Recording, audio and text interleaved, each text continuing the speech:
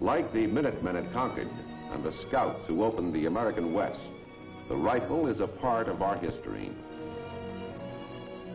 And today, we still depend on the man with a rifle. For despite artillery, tanks,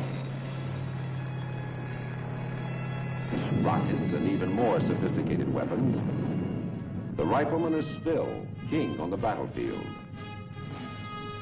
It is he who must slug it out at close quarters with the enemy, take and hold ground, and ultimately destroy him and his will to fight. Ever since the rifle was introduced in the American colonies, it has played an important role as a hunting weapon and a weapon of war. The first native American rifle was the so-called Kentucky rifle, made by German gunsmiths in Lancaster, Pennsylvania in 1728. It was designed as a hunting weapon for the frontier, and when farmers and hunters answered the call to arms in the defense of their liberties in 1775, many a militiaman brought his own rifle. Men and rifles. That is the big picture story today.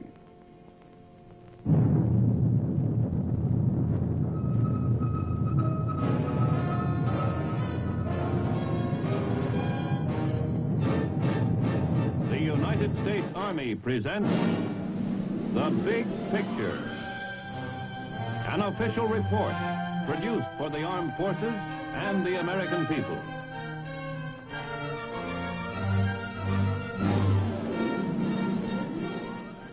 Here it is, the old Kentucky rifle. Muzzle loaded, with bullets wrapped in tallow-soaked patches to ensure a perfect barrel fit. Flintlock ignited, single shot. Both its effective range, which was over 300 yards, and its accuracy far exceeded that of Brown Bess, the standard smooth-bore infantry weapon of the British Redcoats. The Kentucky rifle was the ideal guerrilla weapon of its day. Shoot and scoot, but it took a long time to reload. Although the basic principle of a rifle is still the same, the step from this old ballistic masterpiece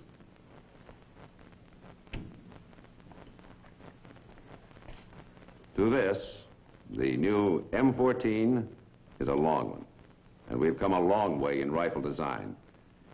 The M14 is lightweight, gas-operated, magazine-fed, and designed for semi-automatic and full automatic fire. At the automatic setting, its cyclic rate of fire is 750 rounds per minute. The M14 rifle is scheduled to become the standard weapon of the American infantryman. In this age of sophisticated weaponry, we sometimes tend to forget that the infantryman is still the undisputed backbone of the Army. Whether in large-scale warfare or in the tense and dangerous world of the guerrilla fighter, it is always the man with a rifle who has the last word. Everything depends on him. A rifle, like any other weapon, is only as good as the man who uses it. Properly trained and employed, the rifleman is, in effect, the ultimate weapon. The Army recognizes this and devotes a good portion of its training program to practice in marksmanship. Rifle marksmen now are made through a system known as train fire, where emphasis is placed on realism in training. The trained rifleman must be a hunter, a woodsman. He must be able to shoot to kill from any position. He must be able to place rapid, accurate fire upon moving or stationary targets. To do this, he must be familiar with his weapon, have absolute confidence in it. Yet consider that in World War II, from 90 to 95% of the young men inducted into our forces had never before fired a rifle. Which brings us to the point of today's story. The National Rifle Association, commonly referred to as the NRA, is the oldest national organization of sportsmen in the United States. Organized in 1871, it is a non-profit corporation chartered by Congress for the purpose of educating the nation in marksmanship, both as a sport and to qualify individuals who may be called upon to defend their country. Since the NRA aids the national defense, the Army has always extended its fullest cooperation. The National Rifle Association has produced a film which you are sure to find of great interest. Let's look at it.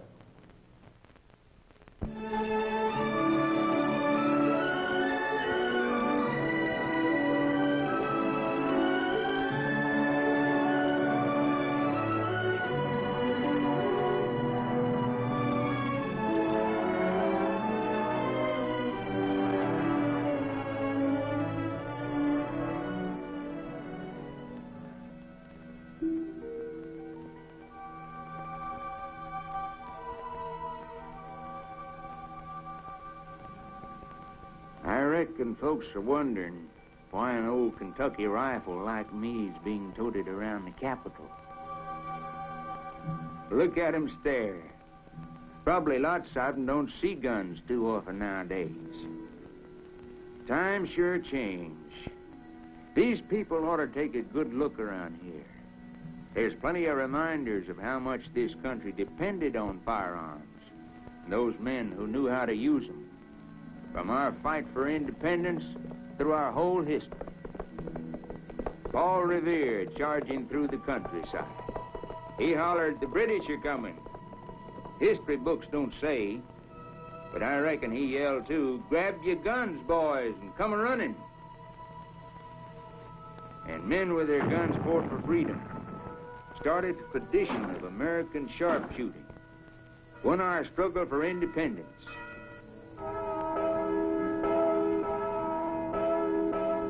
Made it possible for our representatives to write some good rules for all of us in the Constitution. Yep, they mentioned fellers like me, too, in the Bill of Rights. No one ever forgot me during those early days. I went along all the way. Nope, we weren't curiosities then. We were part of the family. Provided food. Solved some problems.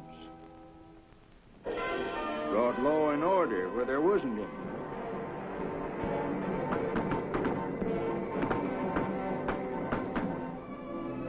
The axe, the plow, and rifles like me kept this country moving and growing.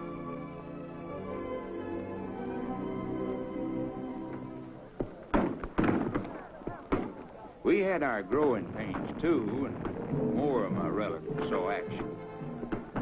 1861, to preserve the Union.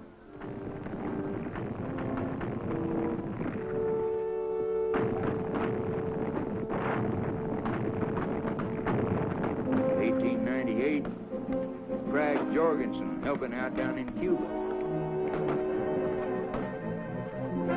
1917, doughboys digging bolts on spring peelers. 1941, M1s in World War II in Korea. Now, the new boys, called M14s. 150 years we've kept company with the folks, building, protecting, preserving peace and freedom. It wasn't fun, but it was necessary. Still is. Me? Well, I became part of a gun collection. Made me wonder, sitting on that rack, what do guns mean to folks like you now?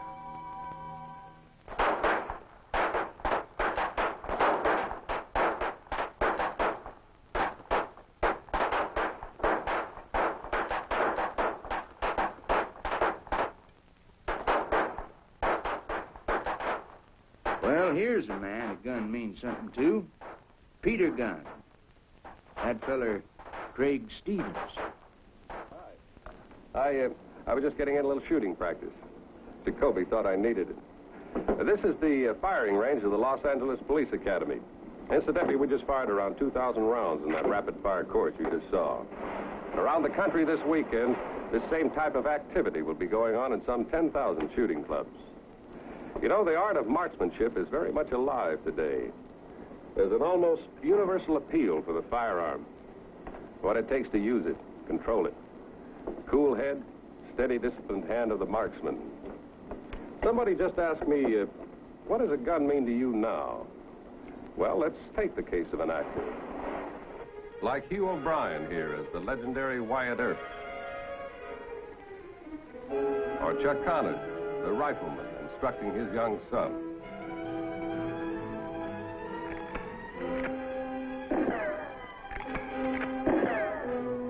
Or Audie Murphy fighting off the outlaws.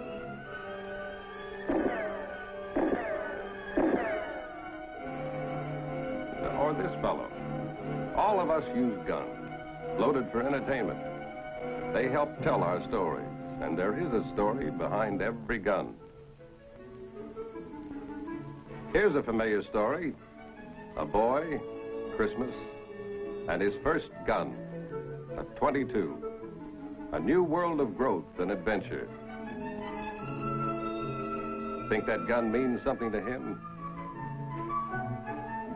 As much, I'm sure, as the first gun meant to his father and his father before him.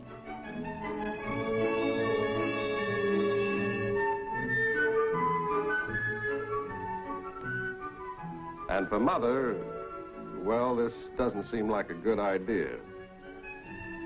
But Dad sees something else. Open country and warm with bonds of father and son.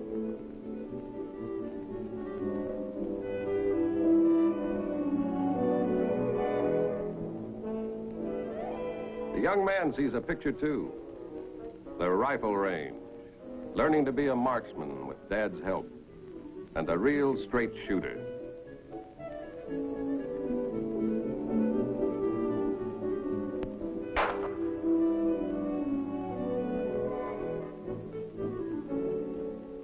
The fact that shooting is a great popular family sport today, that a high level of marksmanship is maintained, and that a continuous program of training and education is carried forth, is the result of the work of the National Rifle Association. Oh, hi, Bob. Hi, Craig. How are you? The instructor is Sergeant Bartlett of the Los Angeles Police Department. The nationally accepted standards, techniques of safety, and accuracy he's imparting to his students result from the program of the National Rifle Association. Let's take a look at this target and the story behind it. 1871, Ulysses S. Grant, Ambrose Burnside, Phil Sheridan, Winfield Scott Hancock, and since then, many other top leaders of the country joined together to form the National Rifle Association of America. Their purpose? To preserve the art of marksmanship, an objective which has paid real dividends on occasions since. In more recent years, our way of life was threatened. And we joined the fight to put down those who challenged us. Marksmanship helped us survive. And that day of infamy at Pearl Harbor started those long years of war, which placed a premium on marksmanship.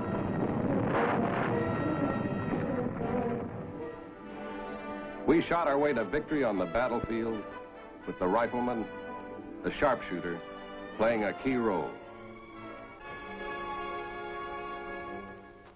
Today, the carefully controlled safety measures and procedures of an American shooting club may seem far removed from the Lusitania, World War I, Pearl Harbor, or the Red Hordes of Korea.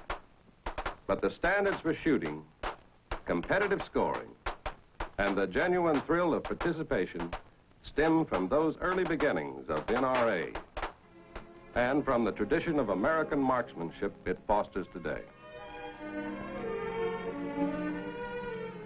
The NRA maintains this program in cooperation with the National Board for the Promotion of Rifle Practice in Washington. where today our top military men, like General Limnitzer, emphasize its value. In any type of military operation, one thing which has not changed is the importance of the soldier's mastery of his individual weapon, fundamentally the rifle. In fact, that importance has increased. Today, the rifle, in the hands of courageous and determined men trained in accurate marksmanship, still stands as a vital element of our military strength if war should endanger us again. There are other dangers we face almost every day, because there are always some bad guys who use firearms in the wrong way, cause a lot of trouble.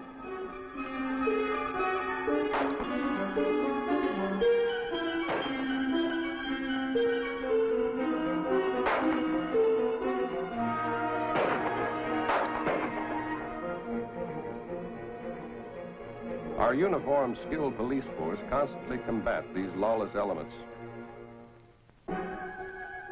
And there are others who are just careless, dangerous, irresponsible. Both the careless and the lawless hurt the law-abiding shooter and sportsman, because someone always says there ought to be a law.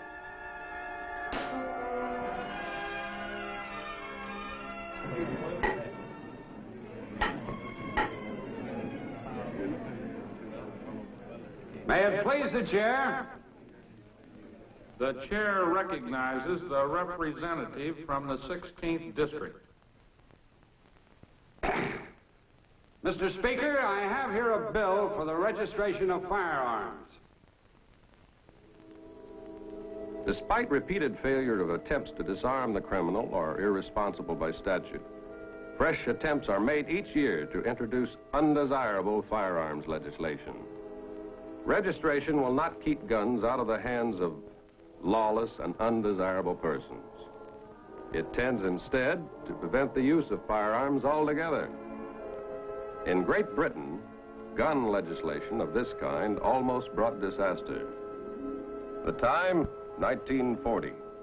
The British Army after Dunkirk facing a terrifying shortage of arms, while the citizens of the valiant nation threatened with imminent invasion from Hitler's forces dug entrenchments in the cities and fields. There were only a few thousand rifles in all of Britain. The British arms industry, virtually legislated into oblivion in peace years, could not supply the needs. 10 Downing Street urgently requested aid from the White House. America responded and sent shiploads of arms to the embattled British and helped turn the tide. But anti-gun laws in Britain had brought the nation to the brink of defeat. To outlaw firearms because they're occasionally misused is like outlawing automobiles for the same reason. It's not this car, it's the careless driver whose foot presses this pedal. That is the object of legislation which tells him not to speed.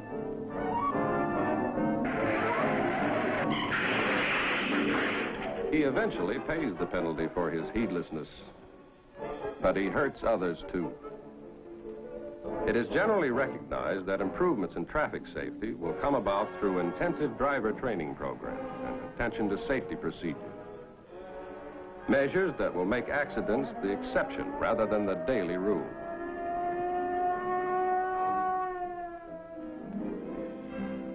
Training is just as important to shooting. The gun, like the automobile, needs an operator who knows how to handle the hardware. The National Rifle Association has made possible the training of thousands of instructors. There are over 40,000 NRA instructors in the United States. They teach the novices.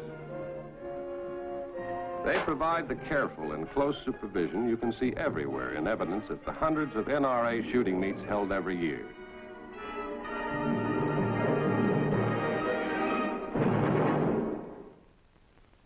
As Americans enjoy healthful recreation in the great outdoors to an ever-increasing degree, it becomes important to keep our perspective on firearms control.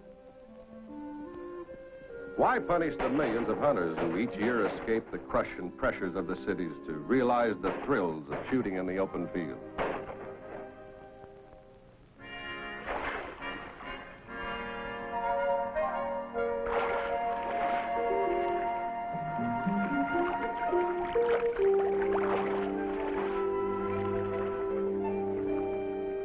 The novice must learn how to handle the hardware and move in the field.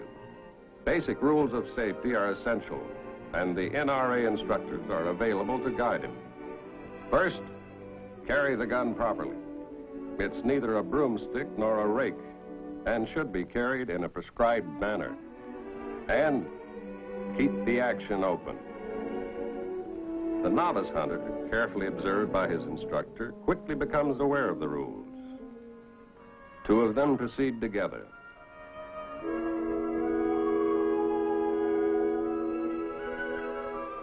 Don't point the gun at anything except the target. And be sure of your target.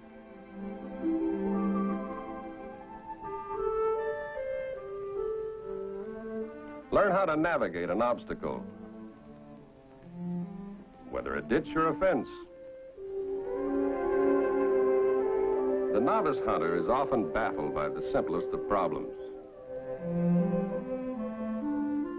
Learning the answers from a qualified NRA instructor can save him a world of anxiety and earn him the gratitude of his hunting companion.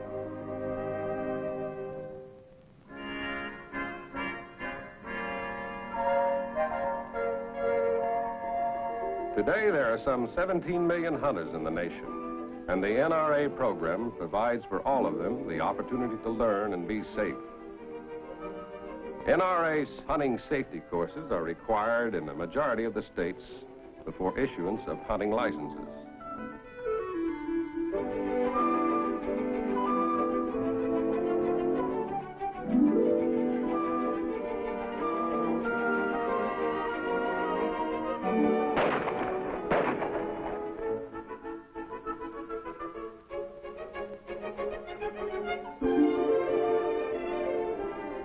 Thus, a program that emphasizes safety procedures rather than firearms control makes it possible for a growing number of sportsmen and women to enjoy the recreation and healthful benefits of good sport and good shooting.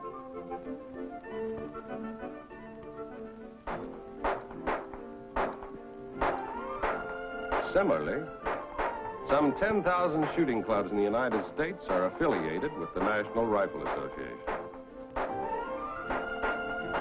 A typical club is a family affair with all types of shooting.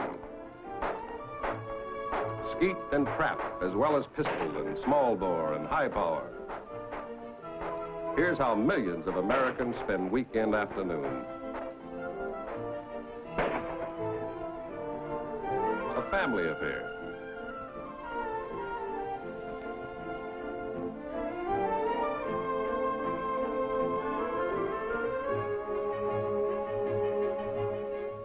And even for the one member of the family who seemed to disapprove at first, well, Mother, too, now a regular weekend shooter, is part of the team.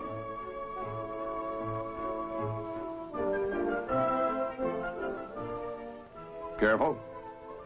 Aim. Hold your breath. Squeeze the trigger. Not so good. With expert coaching from Dad, you'll someday be a first-class marksman. And it's not whether you win or lose, it's how you hold your mouth.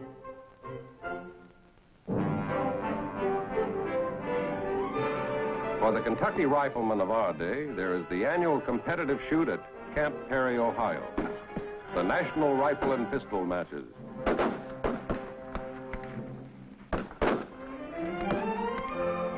Here's the World Series of Shooters, where the armed forces and civilian shooters, representing every state in the Union, meet once a year to shoot for the top trophies.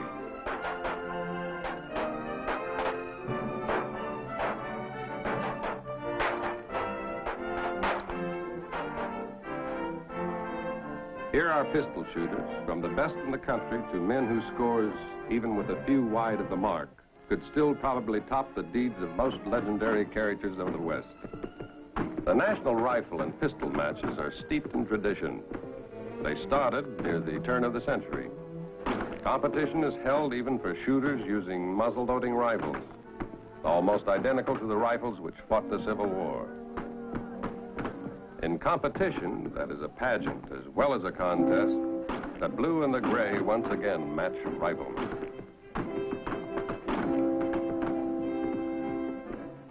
And the accuracy of the old rifles in skilled hands is impressive.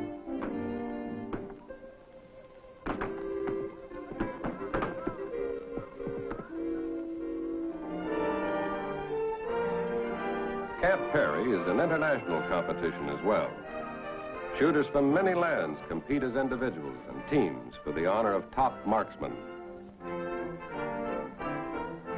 For a month or more along Lake Erie, from sunup till the end of daylight, the crackle of rifle and pistol fire echoes along the shores where Commodore Perry won a historic naval engagement in the years when the nation was young.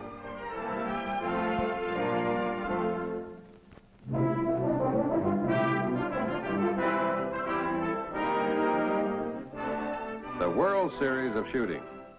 The best high-power riflemen from civilian clubs all over the country. The best marksmen from the Army, Navy, Air Force, Marine Corps, and Coast Guard.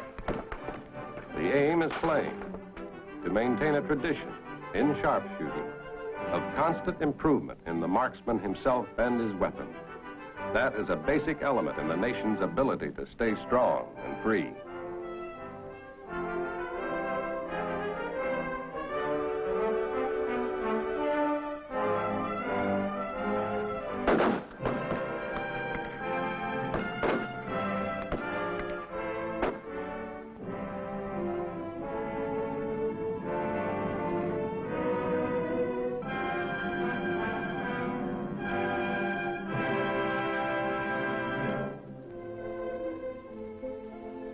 To stand up as a winner represents a signal honor to civilian shooter and armed forces alike.